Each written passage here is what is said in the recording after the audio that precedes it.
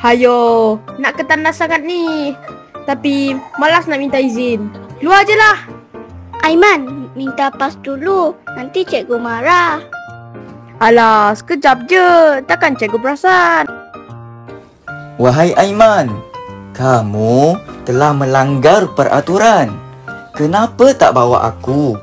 Tanpa aku, kamu dianggap hilang izin. Kalau cikgu nampak, alamatnya surat cinta ke rumah lah. Hah? Kan boleh bercakap? Aiman, kenapa di luar? Mana pas kebenaran? Saya terlupa minta, cikgu. Peraturan bukan untuk menyusahkan, tapi untuk jaga semua orang. Ingat ya, keluar kelas kena ada izin.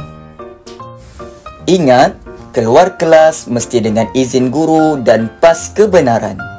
Jadi murid bijak, patuhi peraturan. SK Kampung Ampila, sekolah kita, tanggungjawab kita.